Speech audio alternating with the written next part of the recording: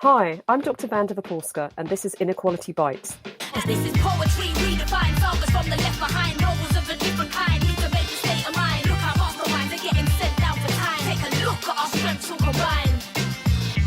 This is Inequality Bites, the podcast where we discuss how we can make society more equal so that everyone can flourish. In this series, we'll speak not only to experts on a range of different inequalities, but vitally also to those at the sharp end of inequality. Inequality Bites is created by the Equality Trust, the charity working to improve quality of life in the UK by reducing social and economic inequality, because more equal societies are better for us all. A 2018 Mental Health Foundation survey found that in 1 year, 74% of adults felt so stressed that they were overwhelmed or unable to cope. That means 3 out of 4 of us have probably felt like this. The figure rose to 83% for 18 to 24-year-olds, and the survey also found that 32% of adults had experienced suicidal feelings as a result of stress. Today, we're going to be discussing the links between inequality, stress, and status with Professor Richard Wilkinson. Richard has played a formative role in international research on the social determinants of health and on the effects of income inequality on society. In the last few years, he's given thousands of conference addresses and media interviews around the world, including at the World Health Organization, the EU, the OECD, and the World Bank. Richard is co-author, with our last guest, Professor Kate Pickett, of the best-selling books The Spirit Level and The Inner Level, and a co-founder, and now patron, I'm delighted to say, of the Equality Trust. So I've been really privileged to get to know you and Kate in the course of my work, and I wondered if you could share with our listeners a little bit really about how you came to look at inequality and what in your life really sort of spurred you on. Well, I think even quite young children are aware of inequalities at school and so on. They know comes from richer or poorer backgrounds, and it becomes often quite important as they reach their early teens. I think that was true of me. I think we were poorer than my relations, for instance, and I was very aware of how grand some of my relations' houses seemed to be. I started a mechanical engineering apprenticeship on day release when I left school. It was only later that I thought I hadn't had enough education and wanted to go to university. I remembered while doing a great many manual jobs, I spent about 4 or 5 years doing different manual jobs. And being quite aware of, for instance, how people who did dirty manual work would still come to work in suits and white shirts and so on, wanting to give the impression that they were doing better jobs than they were, in effect, which made me very aware of the sort of personal hurt of inequality, which perhaps I felt for quite different reasons. And I think it's really relevant to what we're going through with COVID at the moment, isn't it? Where people describe jobs as low skilled just because there is a low income attached to those jobs. How have you seen the discussion about inequality and jobs and status reflected over the past year or so? Well, I'm afraid I was pretty sorry that people were surprised that there were such big differences in COVID-19 deaths by ethnicity or socioeconomic background, because I thought we had made health inequalities quite well known over the preceding, 40 years since the Black Report on Health Inequalities that came out in 1980. And in fact, the pattern of COVID deaths, the inequalities in COVID deaths, is not so very different from what it is with many other causes of death. And I think, certainly from our work at the Equality Trust, we realise that health inequalities is one of those areas that people really identify with. It's one of the really tangible areas of inequality that they can see and they can relate to. And despite this, and despite, as you say, the Black Report in 1980, we still don't have the action that we need in terms of policy. So why do you think this is being ignored? When I first became aware of the huge inequalities in death rates and life expectancy between social classes, I assumed that these differences were the results of social and economic inequalities, and that indeed they were the unacceptable results of the social and economic inequalities that everyone does accept. I think there has been a constant tendency for people to believe that the increased mortality lower down the social scale is a result of stupid personal behavior, smoking, diet, and exercise, and so on.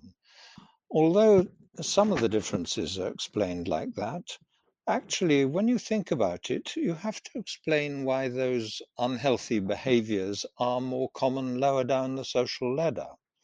And we all know that when we don't feel like, I don't know, eating a sensible diet, when we want to drink a bit more, when we, in my case, want to eat more chocolate and so on, it's when we're not feeling on top of life. It's when you are feeling good that you take exercise and eat healthily and are better at giving up smoking and so on. So the more oppressed you feel by life, the less likely you are to be able to make those changes in your lifestyle. So although those things, those behavioral factors don't explain most of the differences in death rates, even the part that do is explained like that is still closely related to the oppressiveness of life, if you like, lower down the social ladder. And I think that's true for us all, isn't it? I mean, we've seen that people during the lockdown were drinking more, feeling that they needed that as an outlet. And I can certainly say from my experience, my relationship with food and comfort eating at various points, because I felt really bad about things. And then of course it's a cycle, isn't it? Because you eat more, you feel bad, you feel worse, you eat more.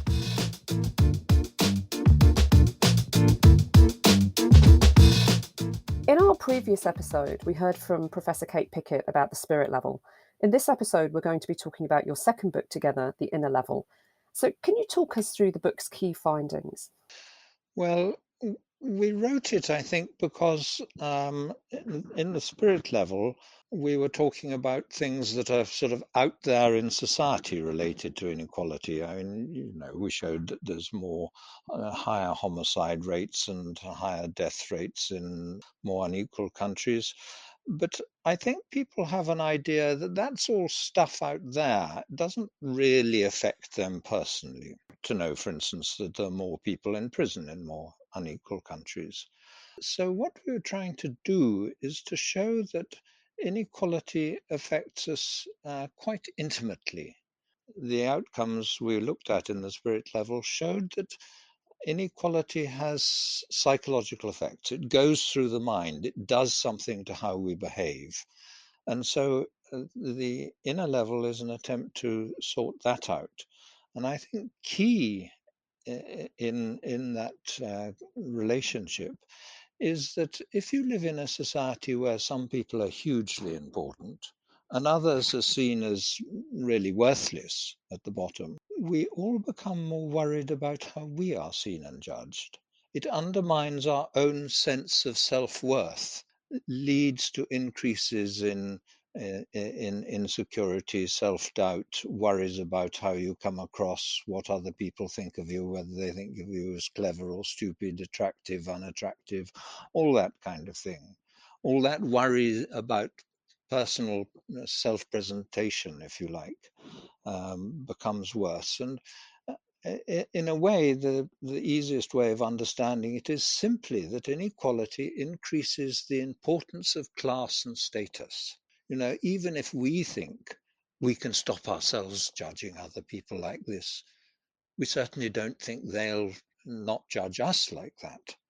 So it gets to us. It's what psychologists call the social evaluative threat. Those kind of threats are particularly powerful for pushing up our levels of biological stress hormones, hormones like cortisol, that it's threats to self-esteem or social status where others can judge your performance negatively, think worse of you, that really get to us.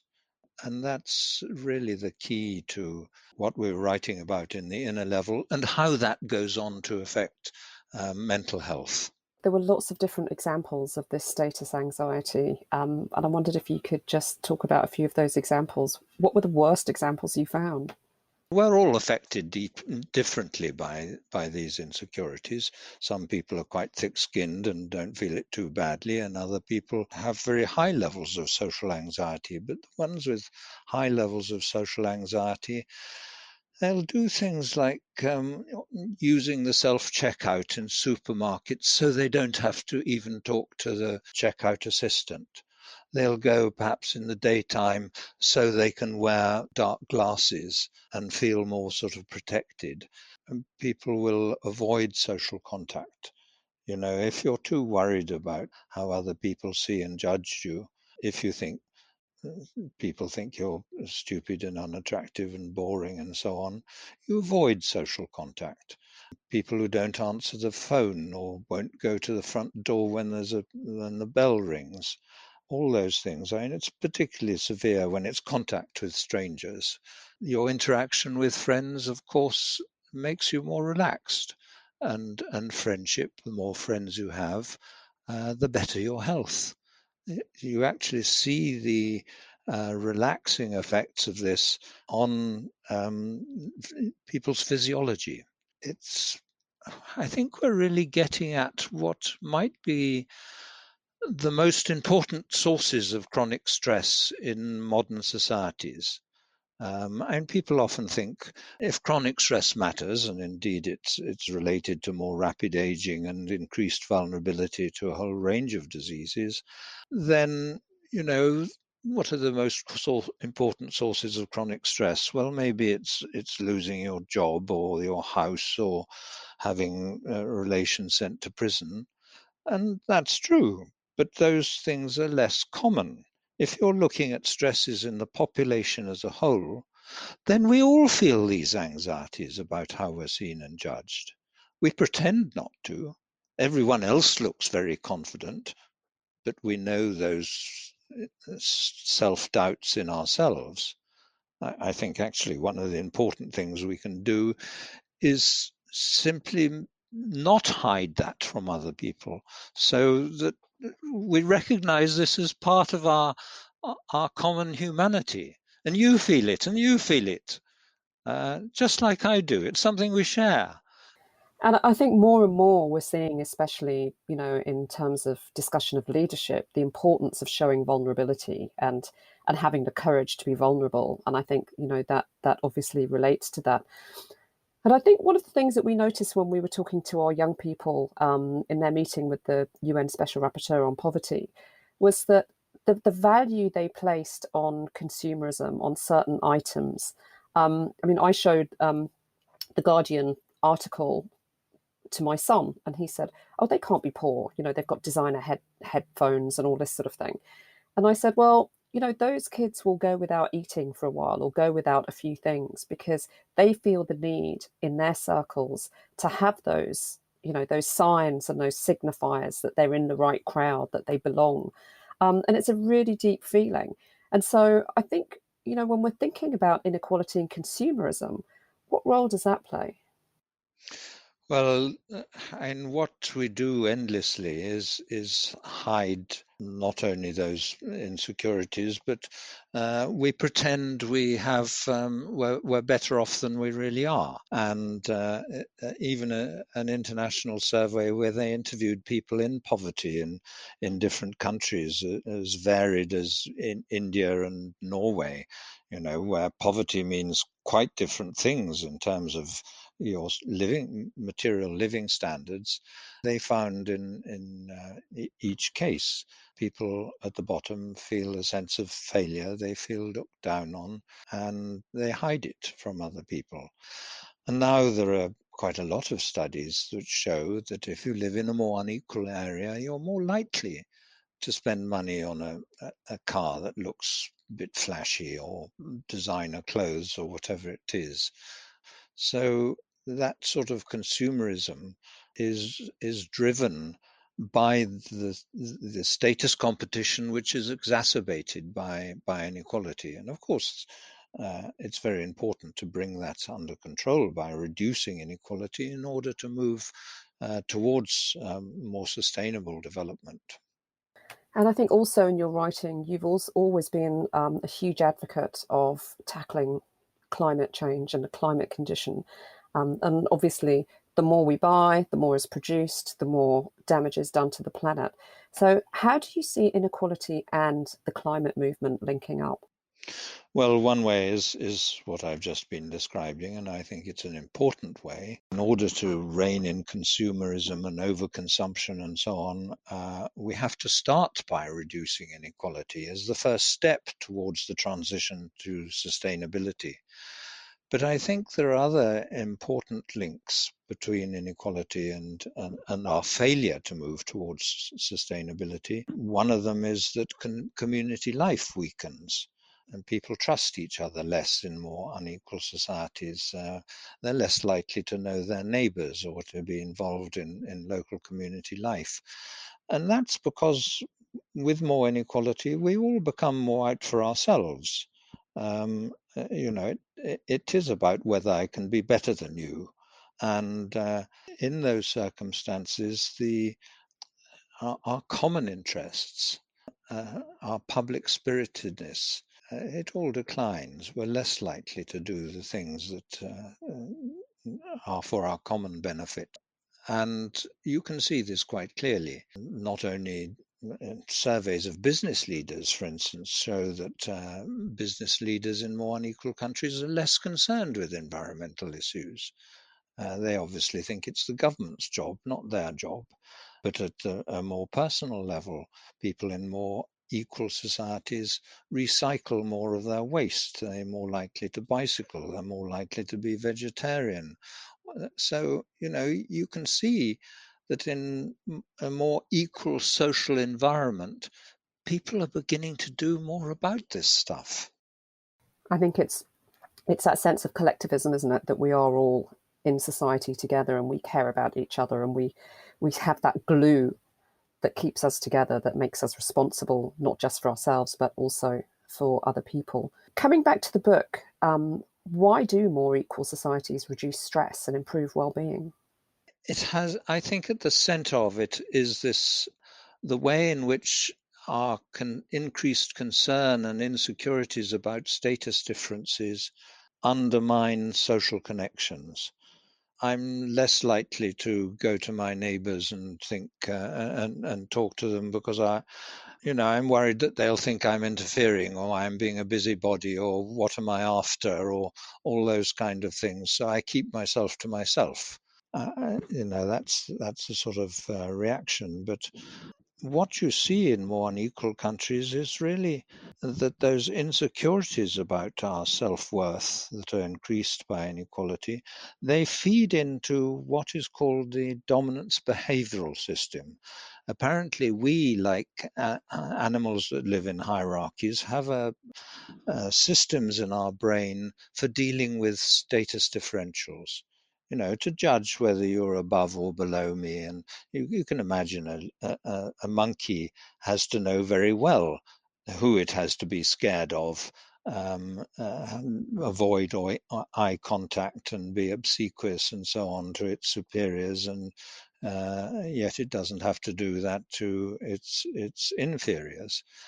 So these have been such important influences on our evolution that we have these same sensitivities to social status. And as I say, areas of our brain which are to do with sorting this kind of stuff out. A very important paper by a psychologist called Sherry Johnson showed that a range of mental illnesses and personality disorders are exacerbated or triggered by these issues to do with social status. And we've now shown that they are triggered more often in societies with bigger social status differentials. It might be that I go around thinking everyone is trying to put me down. And my life is really about trying to keep my end up against these bastards. Or you might feel just overcome with, inferiority, withdraw from social life, become depressed. But on the other end, you might respond to your worries about how you're seen and judged by going around and trying to give everyone the impression that you're extraordinarily clever or you're wealthier than you are. So narcissism goes up with inequality. People go in for what's sometimes called enhanced self-presentation. We find ways of bringing into the conversation that, you went to rather good university, or my family can afford to have expensive holidays, and so this funny incident happened while we were the other side of the world somewhere. Those sorts of little stories, they appear to be because something amusing happened, but there's a subtext, which is to show you, I'm doing rather well. And I think that's fascinating, isn't it? Because then there is no conversation and communication. There's really just people talking at each other to make various points and ramping up the scale. Yeah, it keeps going because, some of the stories are funny, but it does push out more serious conversation and more valuable conversation, more interesting conversation. I think it can be pretty damaging. But anyway, what the research now shows is that not only is depression more common in more unequal societies, but things like schizophrenia, a few other mental health conditions, and poor mental health in general is more common in more unequal societies. And I think what I found really interesting as well is talking about the dominance. And certainly there's a lot of talk at the moment as well about, particularly in Black and Asian communities, about code switching, about behaving in a way that's acceptable to the majority, to the dominant population, whether it's things like how we wear our hair, what clothes we wear, how we talk, having to adapt ourselves, and also the mental health stress that brings of being a minority in a dominant society where you are the minority. So I think a lot of this is so relevant to the way that people can't be their full selves and the mental stress that endangers.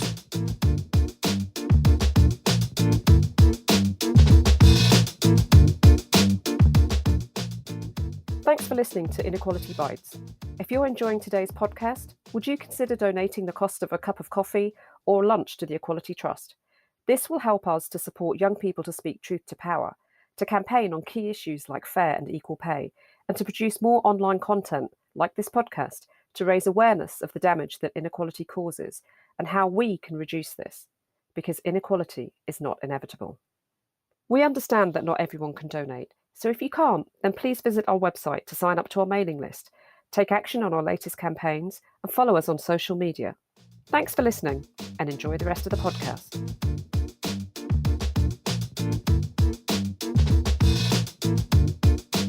I think it's fair to say that you've devoted your life to tackling inequality, not just through your research, but also as an active campaigner.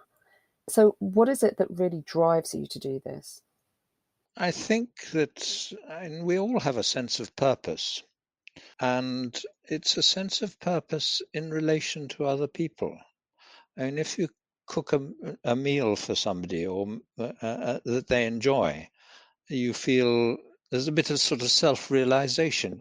They like my food. I can cook a meal that people like. Or if I make a joke and you laugh at it, that's a bit of self-confirmation for me. And I think that for me, feeling effective in relation to these inequality issues, and I really feel they are the most important issues with climate change that we face. I'm not only getting that sense of, if you like, validation, but I'm also, as well as that sense of validation, I think that I'm also active in relation to insecurities I've felt myself. I did feel that I was stupid and so on at school. I always did bad. I went into academic life to prove to myself that I could do it, that I can think as well as other people. So there are those kinds of things in my own personal life which relate to the things I'm trying to address in society. And, I often think about the stuff we showed in the spirit level. and wonder why on earth other people hadn't shown it decades earlier. And it's extraordinarily simple stuff. And I suspect that two things. One is there's sort of modesty in some academics that means they won't look at the big things. They don't think they can make a big contribution. And so they concern themselves with nitpicking things. And that's part of this same issue. But it's also that the senior academics, in a way, have too much self-confidence to know these sources of insecurity. You know, the most successful people, I think, have less of these self-doubts. And if they've had successful careers from the beginning, they are less likely to acknowledge these sources of stress that we all share. You might wonder how this fits into my own socioeconomic position. You know, I was brought up by well-educated parents. My father was a civil service servant. But if you, people often ask me, how is it that you say these issues to do with insecurity even affect the better off? I find myself now going to some National Trust stately homes and so on, and looking at the gardens and so on. But you can see those stately homes are built in a way that is designed to show, you know, I'm such an important, wealthy person who mixes with royalty and so on. So you see that status competition and that desire to show your self-importance going right up to the top. These self-doubts, you can see they're more common at the bottom, but the people at the top share them. I remember Polly Toynbee interviewing some ridiculously wealthy bankers and people and saying, look, you can't spend all this money you're paid, can you? What's the point of it?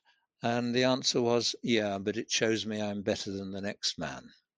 But, you know, although I've talked about our evolved sensitivity to these insecurities and our concern with status, we all know how to behave in egalitarian ways, how to make friends and keep friends.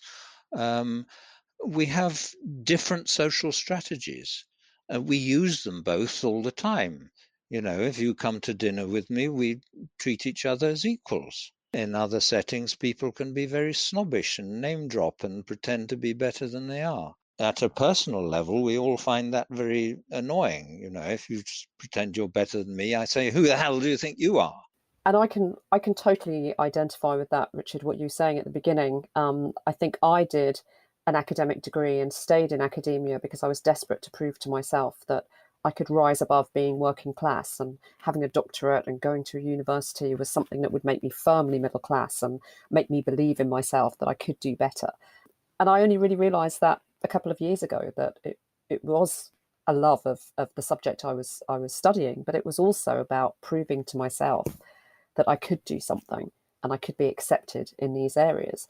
But of course, you move into these areas and you feel even more insecure because you're not of that middle class or that educated class. And you can see in every way, you know, from high table to senior common room discussions to, you know, a whole range of different ceremonies and rituals that are all there in place to make people feel special as if they are part of the elite, but which are completely alienating if you're not part of that elite. So it runs very deeply, doesn't it? What people fail to do is to see how the social environment makes those all worse. That if you are in an egalitarian group and feel you're valued for who you are, as you do by friends, it all drops away. You're more relaxed, you can behave differently, you don't have to worry about it. And then there are these inequality environments where status is really important. Well, it all comes rising up to the fore and makes you feel like a dithering idiot sometimes. And when I say like a dithering idiot, I mean, if the range of experiments called social stereotype experiments, where kids, for instance, doing little pen and paper tests, if there are little things in the experimental situation that make them more aware that they belong to a group that's thought of as less good in some way, they do worse than they do where they haven't been somehow reminded of that, even quite subtly. So if there are things that make us more aware of our inferior status in relation to some other group, our actual performance at all sorts of tasks is worse. One of the things I haven't said is that there are now good pieces of research which show how inequality increases status anxiety in all income groups. It's of course highest in the lowest income groups than it is in the higher income groups, but everyone feels more of those status insecurities as inequality in the society rises, because it makes class and status more important. And that's why we're always saying that inequality affects all of us, and that to reduce inequality means that everybody can enjoy a better life and everybody can flourish. We can see an explosion in poor mental health in young people and children, and this is clearly an intergenerational issue, exacerbated in 2020 by the COVID-19 pandemic. If you could ask the government to do one thing to reduce inequality and improve well-being, what do you think would have the most immediate impact? I think the social environment in schools is really important for kids. I think that there are school ethoses which make kids more aware of these differences in how they perform academically and in social backgrounds and so on. I think that can be changed. I think that probably much smaller schools would be better. There was an interesting study a long time ago that looked at children's stress hormones, cortisol levels, and they were related to social background in primary schools. But as soon as they went into secondary schools, all the stress hormones went zooming up to a new, much higher plateau level. And I think that's because they were in large institutions feeling judged. And of course, kids get very upset and depressed about what they look like and all that kind of thing. And one of the parts of it is the bullying that increases in more unequal societies. I mean, there are a number of studies of bullying in schools in different countries, and it's dramatically higher, more common in more unequal countries. That in a way takes us straight back to the monkey studies, because of course social hierarchy in monkeys is about the strong ones being at the top, the dominants, and the weakest at the bottom. And if we have any doubt about whether I come above or below you, there's some sort of trial of strength that sorts it out. It's all about power, isn't it? I mean, I think it's really interesting if you look at workplace bullying and discrimination, that's obviously clearly linked to the hierarchies within the workplace. And we know from research that the effects of bullying last well into the rest of your life. If you've been bullied at school, there are implications for your earnings and for your well-being far later on into your life.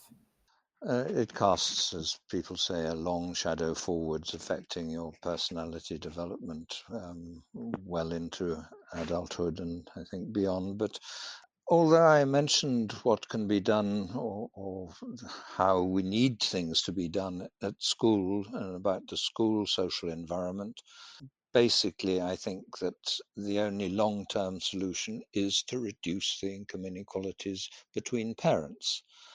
Measures of child well-being, taking endless different factors into account, show that children in more unequal societies, levels of child well-being are much lower. The most important thing you could do, even if you want to increase equal opportunities for children, is to reduce the inequalities amongst their parents. Because, of course, parents in different ways pass on their advantages and disadvantages to their children. At this point in the podcast, we like to ask our guest for one thing listeners can do today one thing they can do this week, and one thing they can do this year to have an impact on inequality. So what would be your suggestions, Richard? I think the most important thing is simply to talk to people about it. Also, go on demonstrations. I mean, there is now reasonably good evidence showing that demonstrations, if they're non-violent, do change public opinion. You know, the Black Lives Matter demonstrations have led to a big shift in American public opinion, amongst whites particularly. And the Occupy movement raised people's awareness of inequality some years ago. And Extinction Rebellion, of course, is doing the same over our awareness of the climate crisis and its urgency. So I think that political organization is really important. I think talking to people about it to spread that awareness. But I also think that people can look at the pay differences in the institutions that they're involved in, whether through work or anything else, and ask themselves and their colleagues, is it fair? What are the cleaners paid? What is the CEO paid, or if you're an academic, what is the vice chancellor paid? What is the pay differential? And there have been good campaigns about that. One of the things that has made a small difference, a lot of the Labour-controlled local authorities in Britain set up fairness commissions. And they did a number of different things, but one of the more important things they just about all did was agree to pay the living wage rather than just a legal minimum wage to all their employees, and often to ask questions about pay differences of their suppliers, the companies they buy and sell from. But I think we must combine our concern with these inequality problems with our knowledge that we have to move towards a new kind of sustainable society. And it should be a quite different kind of society. People don't want to return to what we've had. They want to build back better. And there's no doubt at all that greater equality improves dramatically the world in which we live, the social environment, our connectedness with other people. Studies of health and happiness repeatedly show that crucial is the quality of social relations. And that's really where inequality does its greatest damage. Thank you, Richard. Thank you so much for joining us. Thank you for having me.